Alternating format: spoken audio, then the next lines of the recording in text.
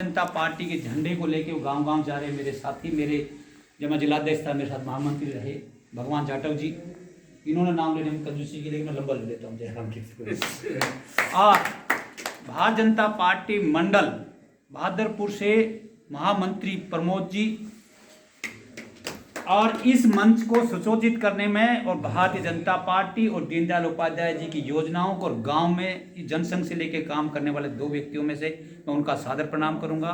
हमारे लक्ष्मी नारायण जी और हमारे गुरु जी एक दिन मेरे घर से आ गए तो मेरी पत्नी बदलो गुरु जी चले गए, मैं धोखा खा ले फोन पे ही, तो हमने फोन पे ही धोखा खाई हनुमान जी को, वैसे ही हनुमान जी रहे। आप सब पधारे बुजुर्गों, मेरे युवा साथी और मैडम टीम का सबका सादर प्रणाम और स्वागत। आपको जान के ये बहुत देर से लालायित हो रहे हो, यार ये दीनदयाल उपाध्याय मंच है क्या, डेफिनेशन के लिए होना परेशान। लेकिन दो बातें हैं, कई बार क्या होता है कि आदमियों को योजनाओं के और उनके नियमों का कार्यकारिणी का अनुभव नहीं होना, तो वो अपने काम कर नहीं पाता है। मुझे अचानक प्रोग्राम दिया इन्होंने परसों, मैं गया, वहां 100-125 श्रमिक बैठे हुए थे। अब ये श्रमिकों को लेके क्यों जा रहे हैं, ये भी दिमाग मानो।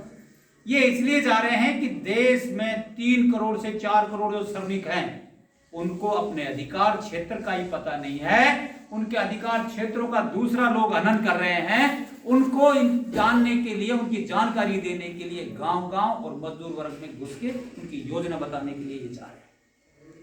पर योजना बताने के इनका ही श्रेय क्यों है? देश में एक मोदी जी चाय बनाने वाला व्यक्ति प्रधानमंत्री बन जाता है, वो देश को अखंड भारत का निर्माण करने की योजना रखता हो, ऐसे व्यक्ति हमारे देश में बहुत सारे हैं जो किसी न किसी मंच के माध्यम से गरीबों का उत्थान होगा तो देश का विकास होगा। अब ऐसी कौन कौन सी योजनाएं हैं, आपको जान के हर्ष होगा कि जब भारतीय जनता पार्टी का शासन था और वसुंधरा राजे जी सरकार में मुख्यमंत्री थी राजस्थान की, मैं एक छोटा सा सेवक था अनुसूचित जाति मोर्चे का